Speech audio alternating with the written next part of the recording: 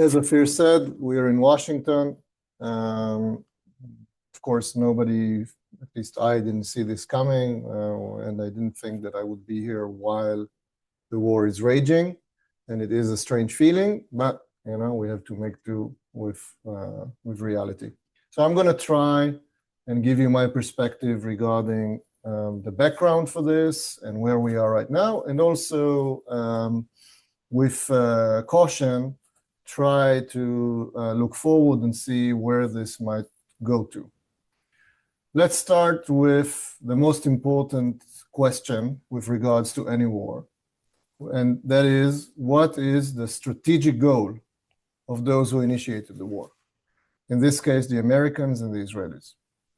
And as I'm sure you are aware, the big question of whether or not there will be a regime change in Iran as a result of the war is on everybody's mind.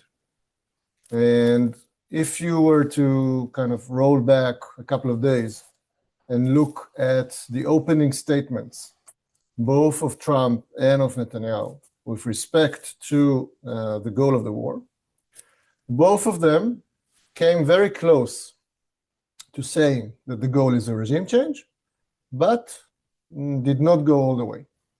Netanyahu actually went further than Trump, but even he did not specifically say this is a war that will bring about a regime change in Iran. Both of them used similar language, and they said something like, we are going to create the conditions for a regime change. And Trump was very explicit in saying, we call upon the brave Iranian people to rise up and topple the regime. This is not a coincidence, obviously. I can tell you from my experience that ideas about the regime change in Iran were floating both in the Israeli system, in the years that I was there, and in the American system. But after a while, and more specifically after the adventures and the failures of the U.S. in Iraq and Afghanistan, the appetite for a regime change in Iran vanished. And as a result of the 12-day war, it was awakened. But at least as far as we know, and of course there's a lot that we don't know, but as far as we know, both military establishments, both the American side and the American side, when faced with demands from Trump and Netanyahu to present them with concrete plans, military plans, for a regime change, were hesitant. And actually there were leaks, more so from the American side, in the weeks and days leading to the war, in which the American Chief of Staff and the CIA and others were, if you want, almost desperately telling Trump that they cannot deliver the goods. They cannot give him a credible, foolproof plan to change the regime. It should be obvious, because there is no way and there is no precedent for a regime change only via military or air power, to be more specific. And those attempts that the US and others have made, but specifically the US, as I said before, Iraq, Afghanistan, those attempts that were made, including via a massive land invasion, as we all know, failed and caused catastrophic damages to America across multiple dimensions. So the American establishment, professional establishment, defense establishment, was unenthusiastic. On the Israeli side, and here actually, this is, from my perspective, very bad news. The only dissenting voice that was heard before the war was by the Chief of Staff, and it was a very muted voice. There was one single leak to Ynet just a couple of days before the war that said that Eyal Zamir, the Chief of Staff, is hesitant, is reluctant, is concerned that it is beyond Israel's capacity to bring about a regime change in Iran, despite Netanyahu's insistence.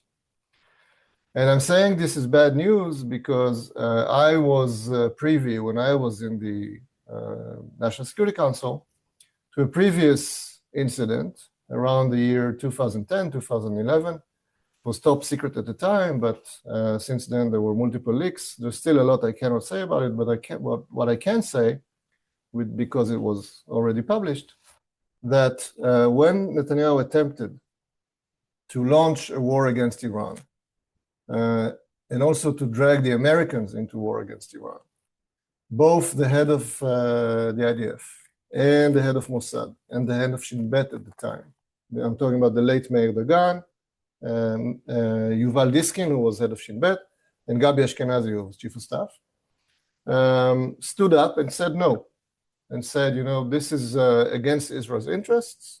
We will not do it. If you want to do it, take us to the cabinet, to the full cabinet, the only statutory organ in Israel that is qualified by law to declare war.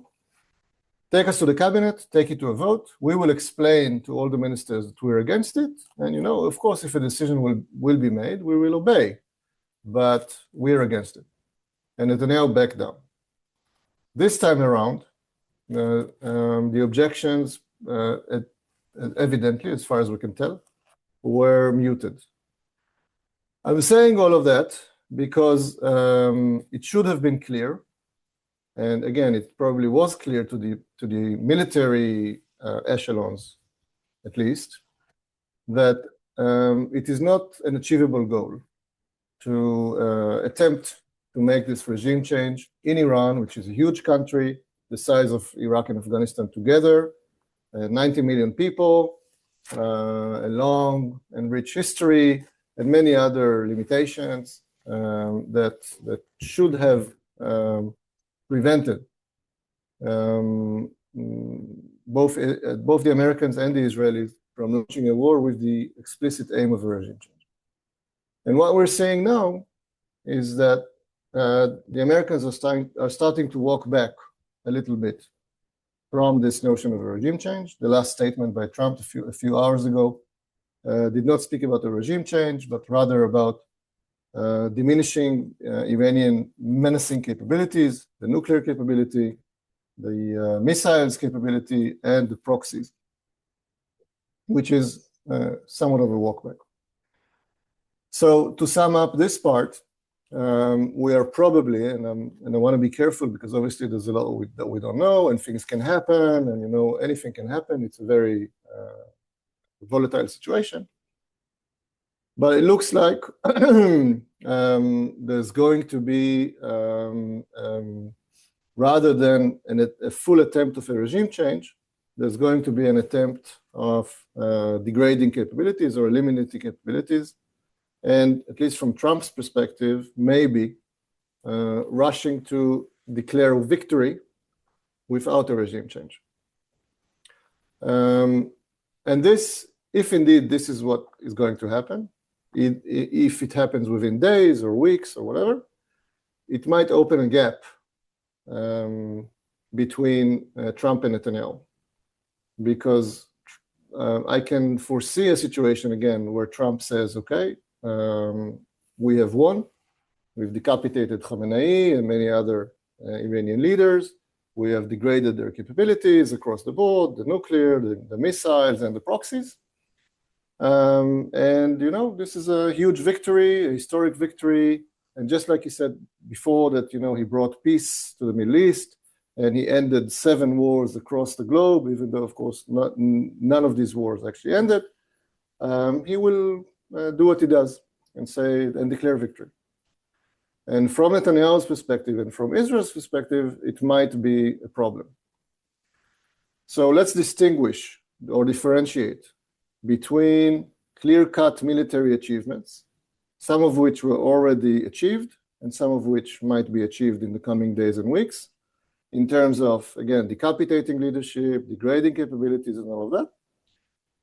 Let's distinguish between that and achieving a steady state or a desired, shall we say, strategic geopolitical outcome, which is much more difficult to achieve, and so far is not in the offing, I would say. Because what has happened was an Iranian retaliation that actually was the fulfillment of their earlier statements before they were attacked. For those who are following, Iran was saying very explicitly, if we're attacked, we'll make sure that there is a regional war, and everybody else will also be under fire. And they have attacked 7 different countries, including Saudi, Qatar, UAE, Kuwait, and others, and essentially brought about a regional war, which is something the Gulf states were extremely concerned about and went to great lengths before the war in order to try and prevent it, and are now in a very serious strategic dilemma. They have essentially 2 very distinct options. On the one hand, they can join the Americans and the Israelis. Maybe in a very extreme scenario, even join the actual combat operations. At least with respect to the Saudis and the Emiratis, they have considerable armies with cutting-edge American weaponry. Or they can join in more subtle terms, if you want, in diplomatic terms, in pressuring the Iranians and so on, and essentially joining the Americans and Israelis. Or they can direct their pressures to Trump and tell him, we warned you, this is very dangerous, this will bring about a surge in oil prices, this has already destabilized the Gulf for the first time in history, in decades, and it needs to stop. And we have seen in the past, in the case of Gaza, and I'm not saying it's the same thing, but I am saying it might be a similar dynamic, that Trump is very attentive to the leaders of the Gulf, especially the Qataris, the Saudis, the Emiratis, the Turks. And it's likely that if indeed they would apply collective pressure on Trump, that he will listen to them and cut the military effort short. So this is one thing that I would watch very closely. And the other thing, obviously, is what is going on in Tehran, which is much more difficult to watch and much less visible. And I'm referring to a scenario which, at this point, we don't have any indication for, but it might still transpire, whereby either because of a pre-planning or because of development of the situation on the ground, there will be an emergence of, it's not a new regime, but it's a new leader that can probably come from the regime itself, but will take over with the backing of, it has to be the backing of the IRGC, and will present himself as the new leader of Iran and enter into negotiations with the Americans in order to bring about the end of the war and create a new steady state. If and when something like that happens, it will not be a regime change in the original sense of the word, but it will be a new ball game, if you want. And it can develop in various directions. My point is simple. We can see a situation where there is a succession, and that has some probability. We can see a situation where Trump calls an end to the war, and then the regime will declare victory.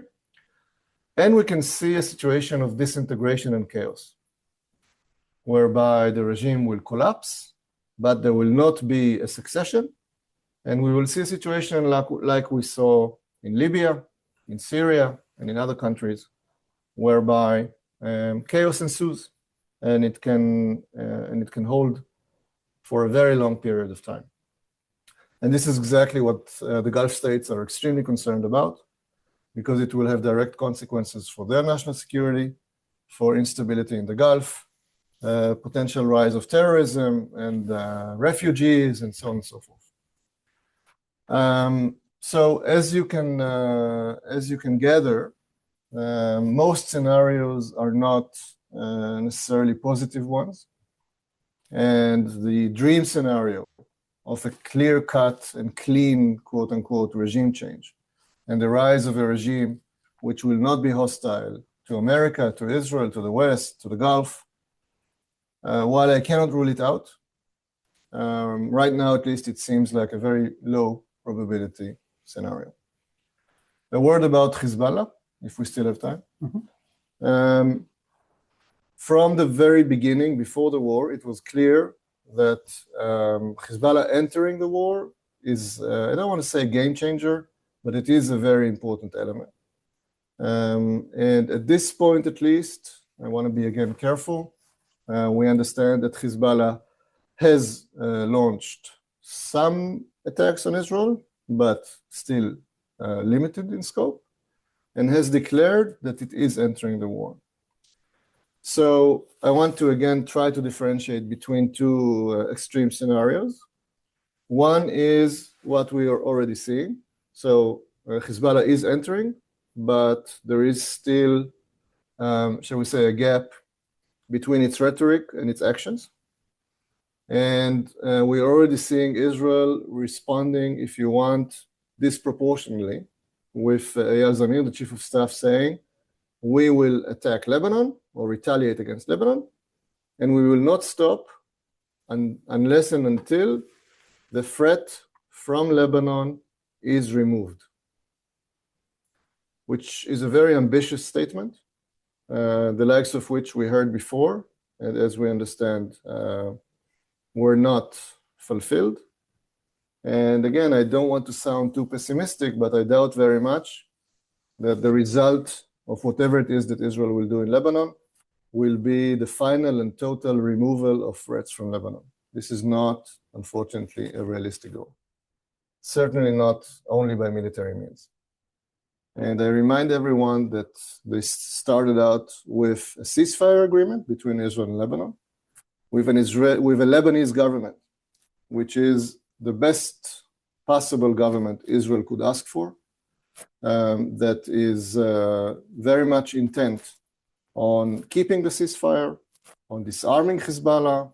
Of course, this is difficult, and it's a lengthy process, and it's not going to be 100%, but it started out, and it was quite promising. And I, at least, am having a hard time foreseeing an outcome of an Israeli attack on Lebanon, which will be better than the status quo ante, than the situation from which we started. So I hope that because this is a secondary arena, Lebanon and Hezbollah, and the primary arena is obviously Iran, that there will be an eventuality in Iran which will bring relatively quickly to a ceasefire, at least kind of a temporary one, pending a more comprehensive agreement, and that this will in turn bring about a renewed ceasefire in Lebanon, which I suspect will be more or less identical to the ceasefire that we had at the beginning of all of this, and that this will happen relatively quickly in order to allow the Lebanese government to leverage this in order to exert more and more pressures on Hezbollah. Because ultimately, again, with all due respect to whatever Israel can do militarily to Hezbollah, the decisive factor there is not the military power, but the ability, the political will, and the capacity of Lebanon and the Lebanese army to disarm Hezbollah. Ultimately, they are the ones who are capable of doing it, and not the IDF. I'll stop here. Thank you. Okay, so we're going to start the discussion and some questions, and you can keep sending a question over the chat to me or to Neri, but better to me, and I will try to put my eyes on both. Eran, one of the key questions that we keep asking, and I want to just kind of thank everyone who joined again. We are almost 300 people live now, and to just give the background, we're 3 days into the war. We have 11 Israelis who are already been killed. a lot of devastation in Israel. Our families, brothers and sisters, are sitting in the bomb shelters, and they are overall, I mean, accepting the idea that, again, our soldiers and our fighters and our army is doing its best under the circumstances to basically remove the threat of ballistic missiles, atomic risk, and as Netanyahu said and promised, to topple the regime, or to create the opportunity for the Iranian people to topple the regime. So overall, I mean, like, would you agree on that sense that Khamenei is actually it's good for the world that he is eliminated, and I think we can both agree on that. There is nothing that we would say otherwise, but on the same time, we have seen other leaders, like all the three leaders of the in Lebanon, and Hezbollah leader, Hamas leader, Nasrallah, Sinwar. So all of them are kind of like gone, but they found a different leaders for them. And just to make the comparison between Hamas, where Netanyahu promised total victory, right, and we fought 2.5 years, and Hamas is still in power. I mean, the Iran, as you said, like is in the size of Iraq and Afghanistan, and the IRGC, which is kind of like the leadership of Iran, is 1.1 million people. I read. So, what is the process of replacement of this type of leader, like Khamenei? I mean, like, is it like a very clear leadership transition, or is it like, or it's not going to be a military revolution because the military is anyway in control, right? How does it work? No, it's not okay. It's complicated. It's complicated. It's complicated, but it's systematically, right? Yeah, I'll try to explain. First of all, I want to caution against making comparisons between Iran and certainly Hezbollah or even Lebanon and certainly Hamas. And this is actually one of the, in my mind, one of the problems of the Israeli mindset. We have been, quote unquote, spoiled by having waged our wars against non-state actors in recent years. And we have not waged war against a state for decades. The last war we waged against a state was in 1982 against Lebanon. And Iran is a regional power. It's 90 million people. It's huge territory. It has assets that are very considerable, both militarily and otherwise. They're advanced in many areas. They have their own capabilities in terms of manufacturing armaments, and of course, the nuclear project and all of that. So they're a formidable enemy. And we need to be cognizant of that. In terms of the structure of the regime and succession of Khamenei and all of that, I won't go into all the details, but to put it simply, yes, there is a succession process.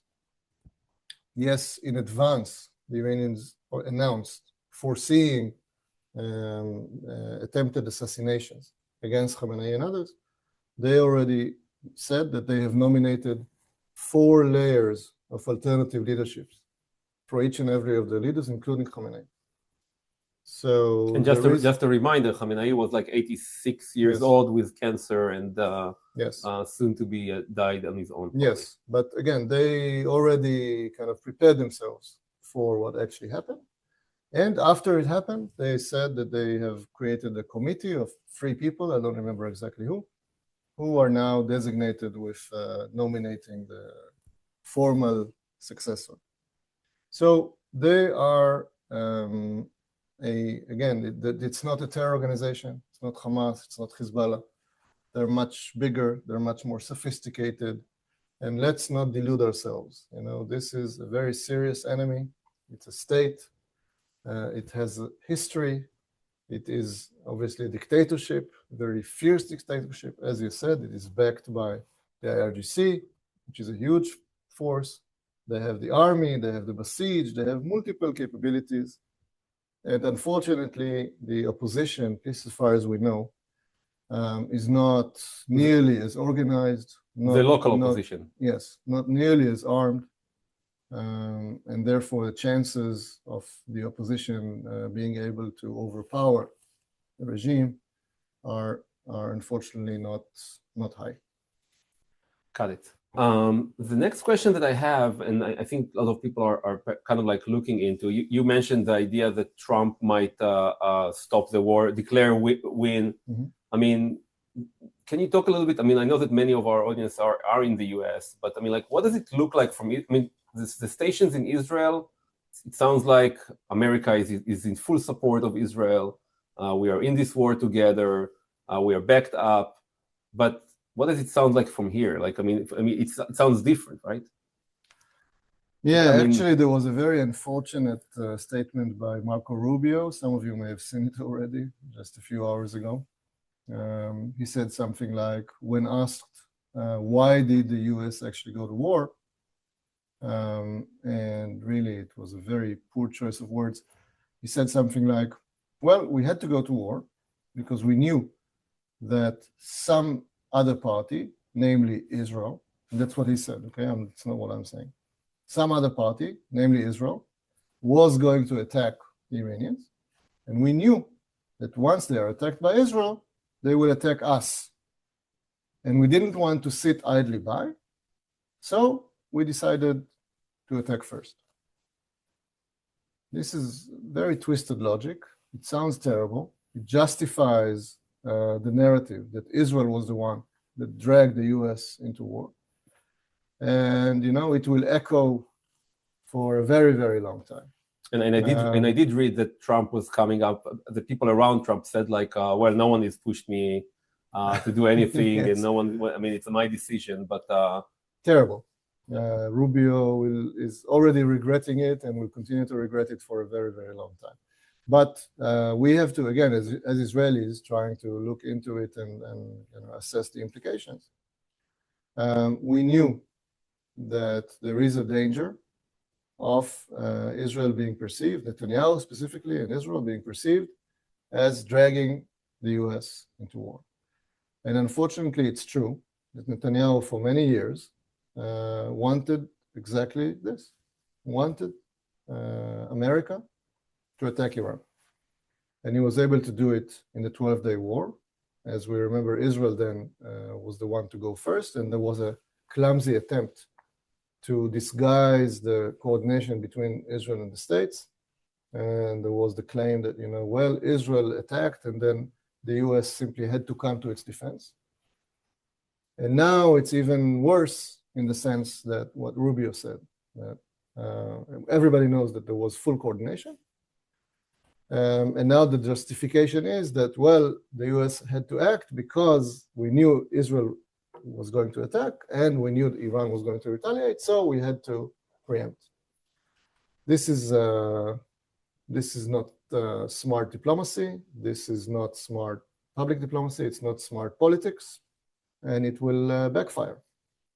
And just to add on that, I mean, like it seems like some of the Republicans who usually was really like supporting Israel no matter what, almost like many other of supporters, seems to be really against this war because of Trump's promises not to go to war again.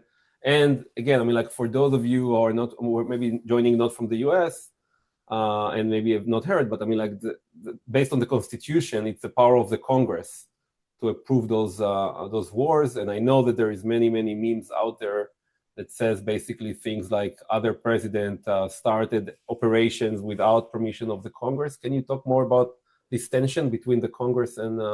Yeah, it's called the War Power.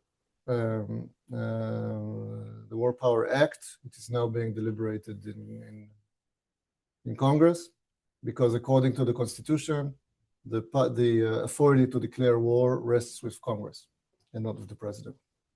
And the president circumvented Congress, and Democrats and Republicans are obviously not happy about that. And also, contrary to previous wars that previous presidents waged, Trump did not even make a serious attempt to build a public case for the war. So is it true that, I mean, in the past, like, I mean, in theory, just to understand, I mean, like, again, for someone who's coming from Israel, I mean, the president can ask and explain to the Congress and get a permission for the war and not starting the war initially. Like, people talk like, how can you make a surprise a war under if you go first to Congress to approve? Well, if the U.S. is attacked, then of course it can retaliate. It doesn't need to go to Congress to approve it in advance. But this was not the case. The U.S. was not attacked. Understood. Yeah. And so you also mentioned I want to take us a little bit for, I mean, and we actually had a discussion about me and Eran about it earlier, a week before, about obviously unacceptable is focusing on saving Israeli democracy. And in the last couple of weeks, there were a couple of decisions that Netanyahu made almost on his own, without the professional, I mean, the process that things needs to go through. So, I mean, just for those who join maybe later, I mean, like the people, the process that I mean, just talking about what type of decision we made over the last couple of weeks, other than Iran, that shows that we are in almost like dictatorship. Again, Aaron Barak said it, but from a process perspective, what should have happened? And just a reminder, we're talking about Netanyahu, and the cabinet of Netanyahu is including Smotrich and Ben Gvir, and the new head of Shin Bet, who is not in the cabinet, but you can talk more about that. Let me talk about the way the decision to go to war was made, and then maybe we can give further examples. But as you said, we know that the institutions in Israel underwent a very deep process of hollowing out in the last 3 years, and it has accelerated, and it continues to accelerate. The Knesset is virtually non-existent. The Supreme Court has been heavily weakened. The Attorney General is under permanent siege, and for all practical purposes has been fired and is being ignored by by Netanyahu and the government. And now it is creeping into the most sacred Israeli institutions, if you want, the Shin Bet, as you said, the IDF, and the Mossad. And Netanyahu is appointing his cronies to lead these institutions and also for other positions within these institutions. And he's creating a situation, and I know this from people, from my friends who are still there, he's creating a situation where it is no longer legitimate to have an independent professional position, and one needs to abide by the whims and the wishes of Netanyahu, like a dictatorship. And what we saw in the run-up for this war is an example, because Netanyahu was in close coordination with the Americans, behind the back of his cabinet and his government. So the trips that he had, basically had of the US. It was all done behind the back without any due process.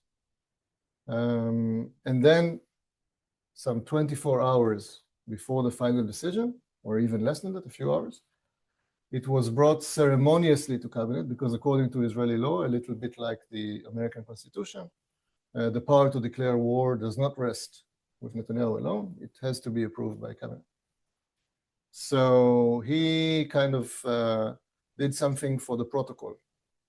And after extensive deliberations and after extensive planning with all the relevant organizations in Israel and with the Americans, he made a ceremonial phone call with the cabinet, whereby he said something like, I'm going to attack Iran. Who's for attacking Iran? I don't know, maybe over WhatsApp, maybe over the phone or something like that. Of course, they all said yes, and that's it. It is completely illegal, completely unconstitutional. What should be the real process look like? The real process should be a lengthy deliberation by cabinet. I was privy to many of those on obviously other occasions. It takes months of extensive deliberations. You have discussions that can take entire days, okay, from morning to night, whereby you have all the relevant organizations, the military, the intelligence organizations, and so on, presenting their plans, presenting alternatives, not only one plan, but presenting alternatives, defining very systematically what exactly is the goal, תכלית אסטרטגית, it's called, the strategic goal of the war, and how exactly are we going to achieve it. And then in Hebrew, מקרים ותגובות, preparing for eventualities. What happens if things go wrong? What will Iran do? And what will we do after Iran retaliates, and so on and so forth, this war gaming. Mm-hmm. So there's a lot of but there will be people that will say that for the last 20 years Netanyahu is planning this attack, and obviously it wasn't a decision that was made overnight. Obviously there was a lot of intelligence and other stuff. So I mean, would you differentiate between the plans of the army that was definitely available because it was? No, I'm differentiating. Okay. Yes, but okay. I'm differentiating between I guess two kinds of due processes, if you want. Mm-hmm. If you want, one is the due process in terms of the professional organizations, the army, and so on. And there might have been a process, but as I said, now everything compared to the past is not controlled by the professionals, mm-hmm. but rather dictated by the politicians, by Netanyahu. And people are afraid to say, contrary to the past, wait a minute, what are we doing here? This is not going to work. This runs against our interests. People are now afraid to say it. Okay, and that's only on the professional side. And then on the political side, of course, there is no weight of any minister whatsoever. Nobody there has any serious diplomatic experience. Nobody there has any considerable military experience. Gallant was the only one who had such experience, and he's gone. It was fired. Yeah. So it's a cabinet of, puppets who don't have the experience, don't have the integrity, don't have the knowledge, because everything is being done behind their backs. So it's hollowed out, and the combination is it's not what it should be. So we had spoke about almost 40 minutes about the operation, and we didn't talk even a little bit about the nuclear risk, right? I mean, like nuclear risk in terms of what? In terms of one of the goals of the first Iran war. I mean, after Trump said we obliterated the atomic risk, the nuclear risk, and so on. I mean, do we still think that this? I mean, that the goal. The underneath goal of this operation or war is possible to eliminate the nuclear risk to the world. And by the way, someone just wrote me that Netanyahu was just on Fox, and he claimed that Iran had the ability to send missiles on Iran, on U.S. and therefore it was. I mean, the U.S. people should be really happy with that. Well. Again, the nuclear issue is extremely, extremely complicated. I'll try to simplify it. Before the 12-day war, Iran, according to the experts, according to intelligence, at least as far as we know, was a few months away from accumulating enough material, enriched material, to build several bombs.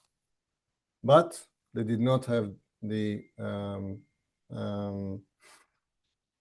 weaponization, and they did not have the delivery mechanisms. So they were about a year away from a nuclear device, an effective nuclear device that could threaten Israel, at least a year away. And then after the 12-day war, as you said, it was claimed by both Trump and Netanyahu that the nuclear threat was eliminated. We knew, those of us who are dealing with this issue, we knew immediately that it's not true, and they cannot say it with a degree of a satisfactory degree of certainty, and they were exaggerating.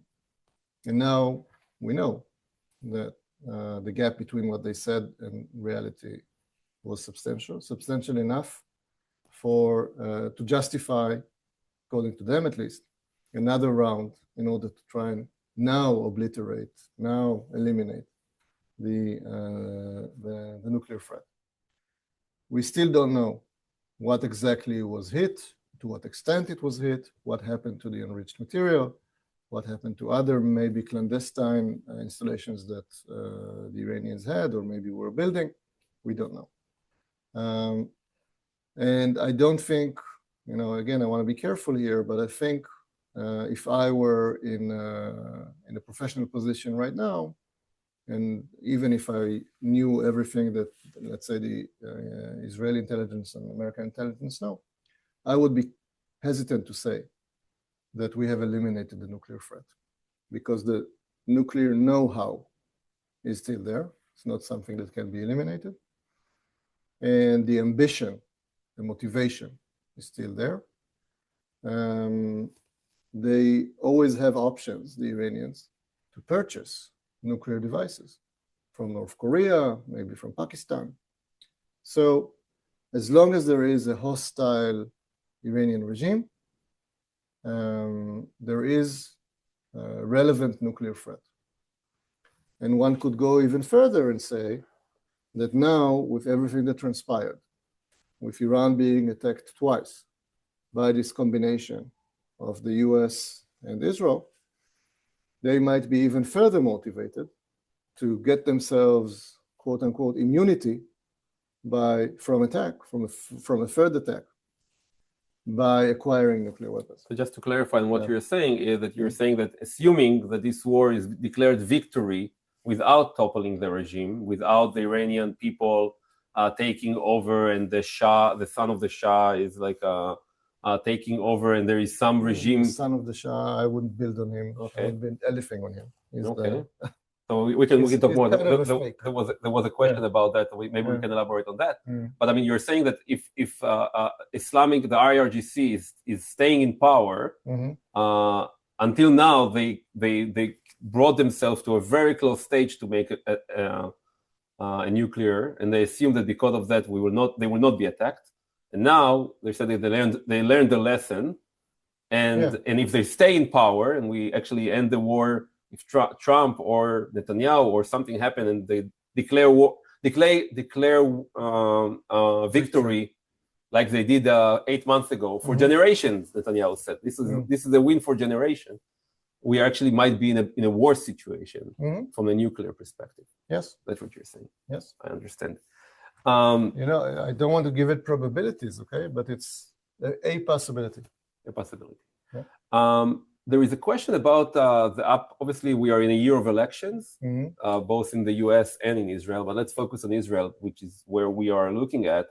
Do we see any connection or any decision reasoning between the decision to go now to war with Iran and the election, and do we think that it can actually influence the results of the elections in Israel?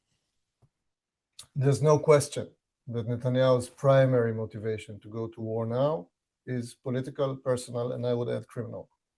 There's no question that he wants Israel to be in a perpetual state of war with Iran, and from his perspective with other countries and non-state actors as well, in Gaza, in Lebanon, wherever.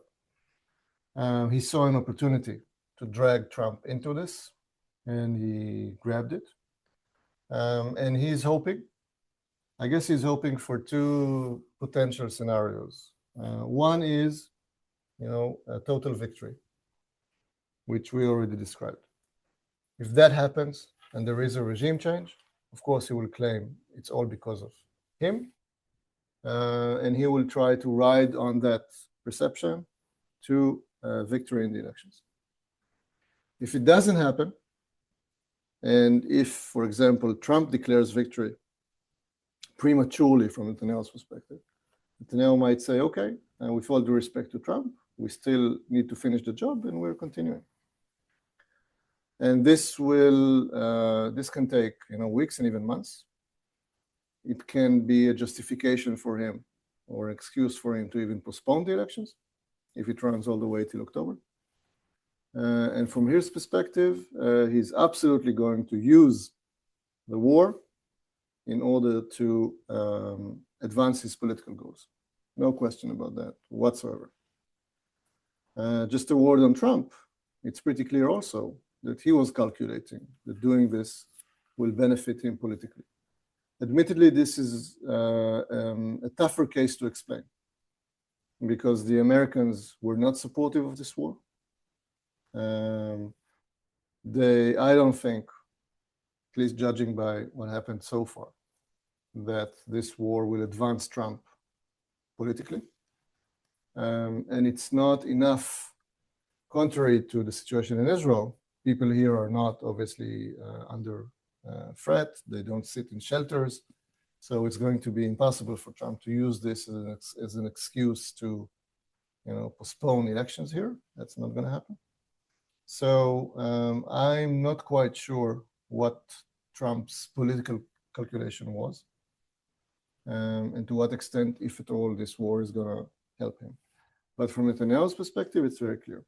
He wants to use it in order to advance his political goal, which is to perpetuate his grip on power beyond the elections and throughout the duration of his life. So from a strategic perspective, for many, many years, people talked about the idea that there will be a coalition of the Sunni countries together with Israel, the Saudi deal, and so on. And we were kind of looking into that. Obviously, Netanyahu was going away from it when Biden proposed it to control for the day after in Gaza. But now that Iran has attacked all basically those countries together, if I'll take was it a mistake by Iran to attack all the countries and not just keeping it to Israel and the U.S. and potentially if when this war ends, does it bring us closer to a regional agreement and potentially even bringing Netanyahu to agree, or the next prime minister who might even be from the right, to actually agree going forward to Palestinian state side by side to Israel and as part of the regional deal? What do you think about that?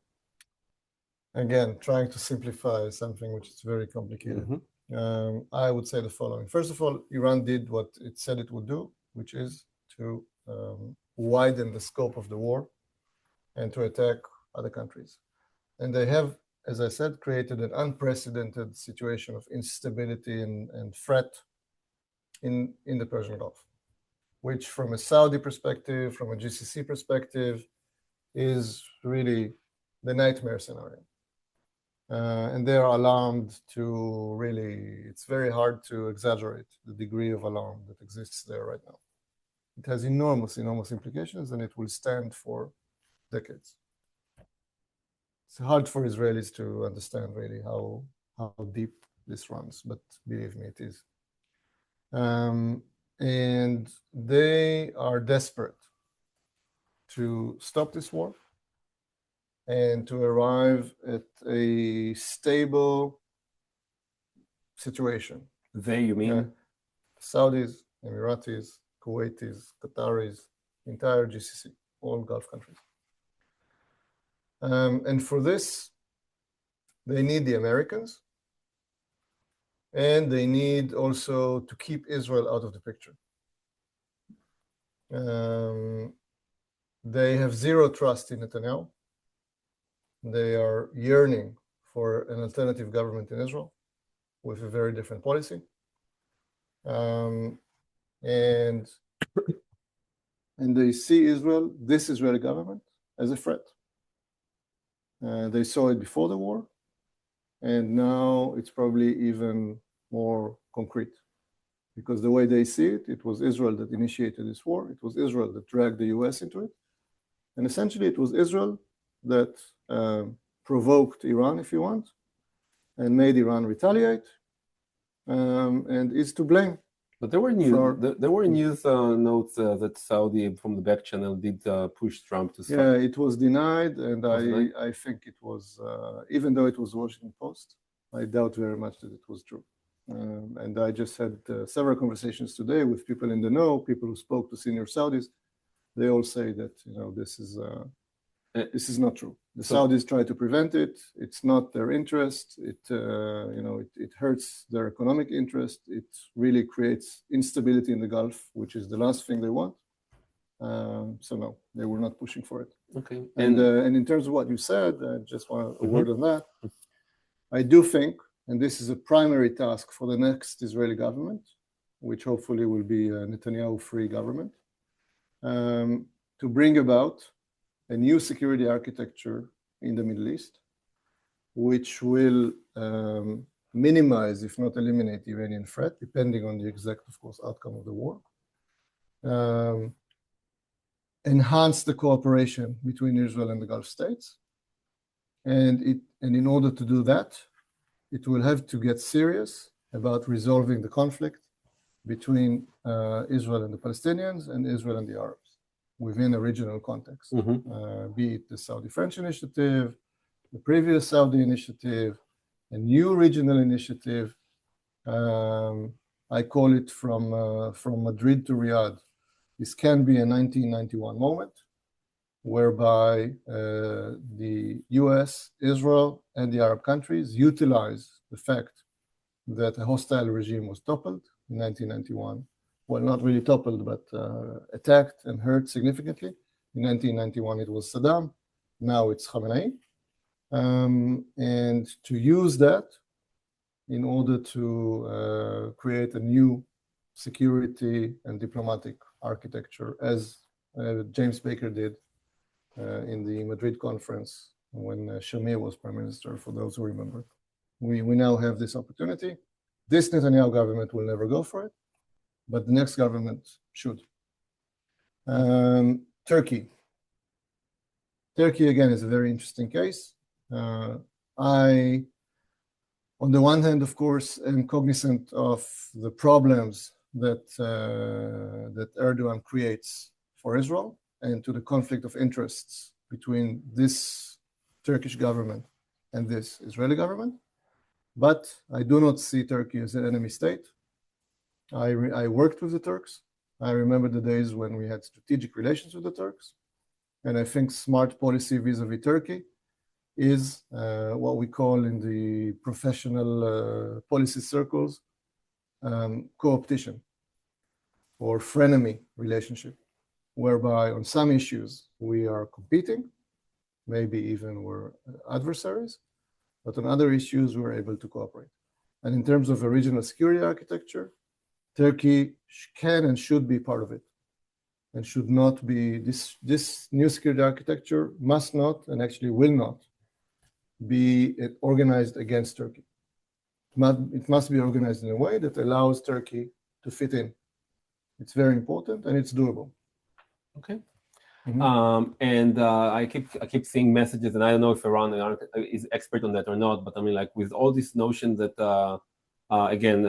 U.S. attacked Venezuela, and now Iran. What does it mean about China and Taiwan? And where did Putin did go away? I mean, did Putin give up on Iran? It's very interesting what's going on with China and Russia. I saw some headlines in the Israeli press as if Putin gave up on Iran. It's oversimplification. First of all, when the U.S. is occupied in the Middle East, by definition, Putin is winning, because it is distracting the U.S. from what for Putin is the main arena, which is Ukraine. And as somebody said, I saw in somewhere in the media today, every THAAD or Patriot missile which is being used against Iran, or in order to shoot down missiles that Iran fires, is a Patriot or THAAD missile that was not used by the Ukrainians against the Russians. It's a net win for the Russians.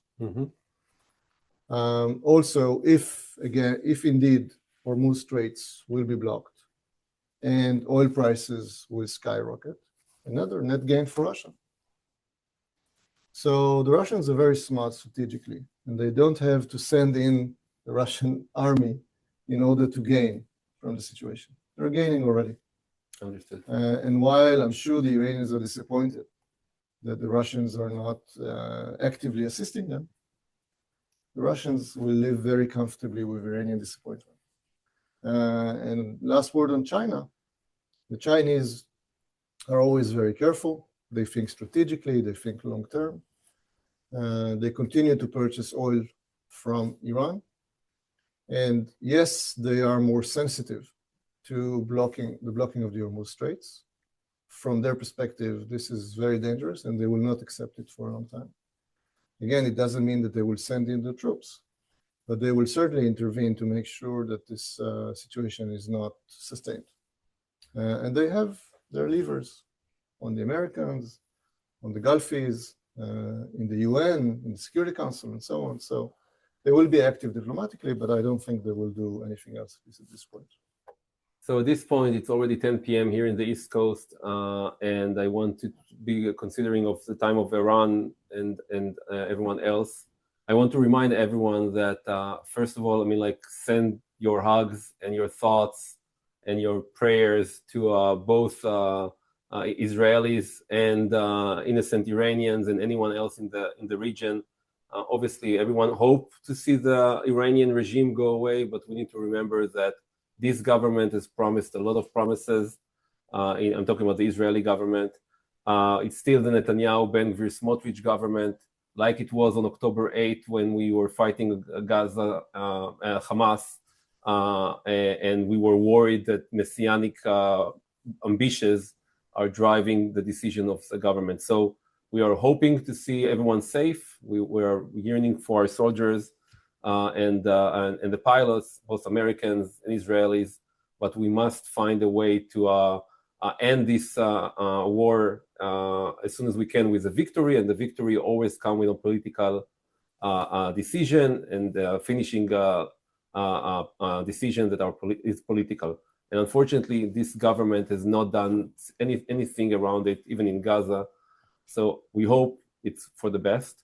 And I want to remind everyone that, again, this is the year of elections, and we are going to, even after the war, we need to remember that we have to do whatever we can to put Israel back on track for being Jewish and democratic with equality for all its inhabitants.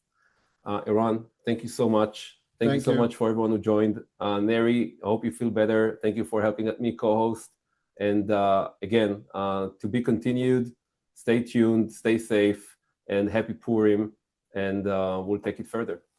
A good night. Good night.